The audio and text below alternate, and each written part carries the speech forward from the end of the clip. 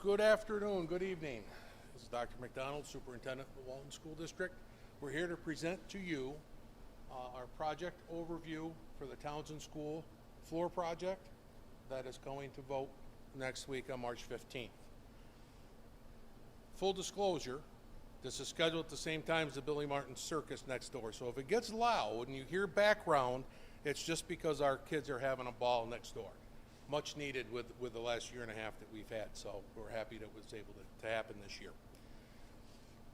With that said, our facilities committee has worked very diligent and very hard over the past decade, really, in years, but regarding this project.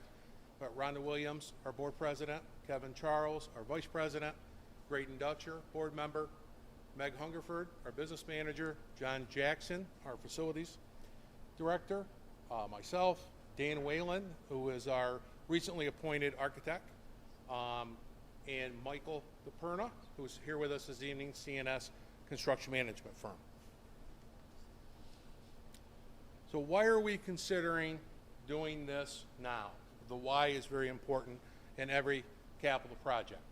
In 2015, there was a building conditions survey done, which happens periodically by regulation in New York State.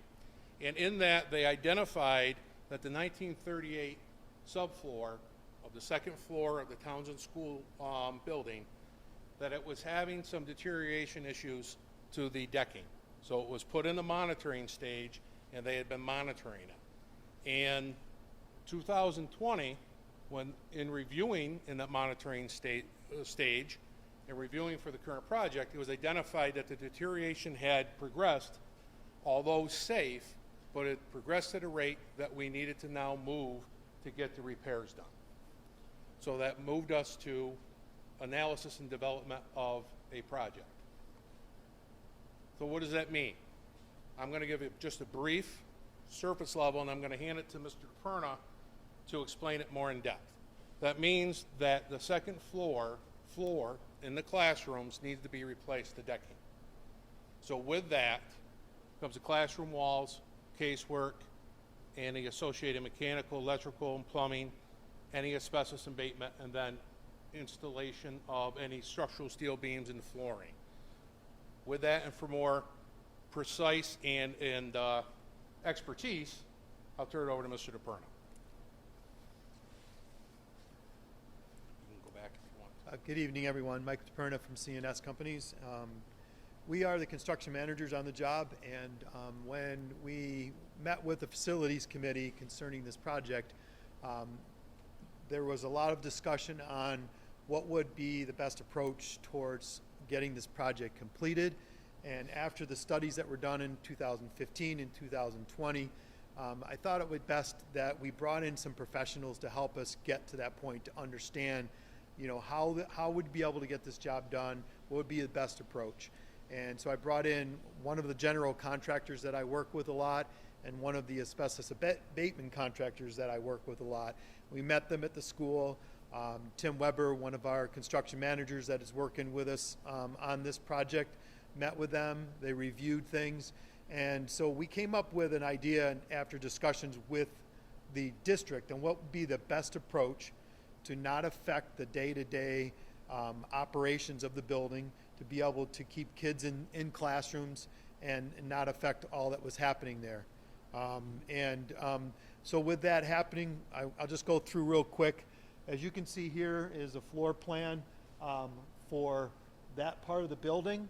And we plan on taking the phase one portion of the building first. That will be in the first summer of construction. With the amount of work that has to be done here and the severity of what we need to do to get the work done, there's no way we'd be able to do the entire building at one time. So we worked with the district to move out the classrooms in phase one area to a different portion of the building. We're going to close off the area between phase one and two so that it becomes a complete construction zone. And due to the fact that there is asbestos in between the joints of these planking flooring that's deteriorating, all of that flooring needs to be taken out under abatement conditions, and that will happen first. That work won't start until after school is out, so after June, after the kids have gone and the staff is gone, we will begin that work. Once that floor has been removed, then we will work with the general contractors, mechanical, plumbing, et cetera. Before that work gets done, we have a lot of work on the first floor that has to be done. Remove ceilings, HVAC work, electrical, so we can remove the flooring. That work will be done, then the abatement will be done, and then we'll start to begin the process of putting back a new concrete floor in place.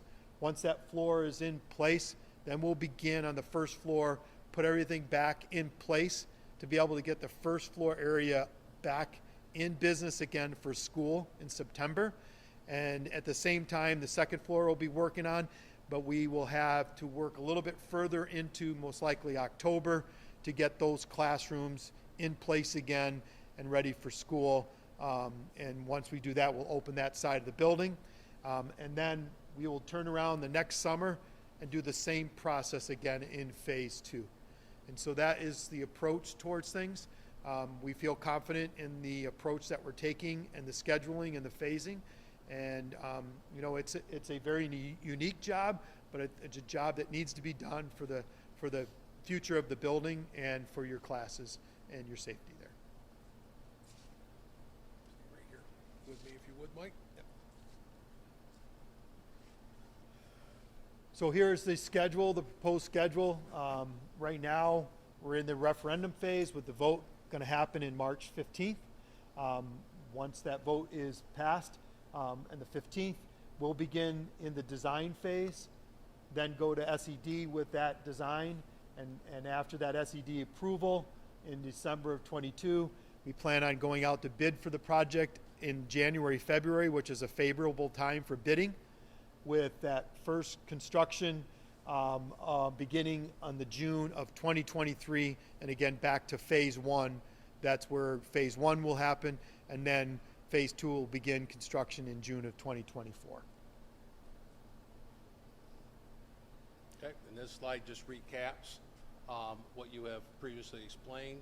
Yep. June 2023 to November 2023, construction phase 1, and then phase 2, June of 2024 through November of 2024, with closeout of the project work in the winter of 24-25. Yep. Okay. So for the costing and financial discussion and explanation, I'll turn over the presentation to Meg Hungerford, our business manager. So CNS has worked on creating some estimates for what the project's going to cost, and they've estimated that the cost of the project, including some contingencies and all the various incidentals that go into the project, will be $4,177,000. The proposition that will be being voted on March 15th is approving the project at this cost. The way that these projects typically get funded is we receive a portion back over time in state aid that we use to pay our debt service payments on the project, and there's a portion that's required to be covered by the district. What we're proposing as part of this resolution is that $1 million be used from the district's capital reserve fund and put toward the project.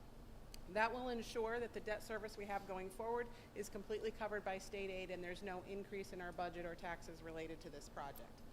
So to reiterate, the $1 million has already been set aside in a capital reserve account, but as part of what's being voted on, you'd be approving not only the project, but also the use of that $1 million that's already set aside in a designated account to cover the district's local share on the project. And the work will be paid, the remaining work will be paid, the amount borrowed, which will be covered by the state aid, will be paid over 15 years. The vote is occurring next Tuesday, March 15th, at the bus garage from noon to 9 p.m., and we hope that you will come out and support this project. Okay, go one more. Yep. So thank you, and if you have any questions, we do not have anybody in the audience here in person this evening. However, if after reviewing this, either now or later, if you have any questions between now and the proposition vote on Tuesday, please reach out to myself or to Meg Hungerford, and we'll answer any questions that you have. Thank you, and have a good evening.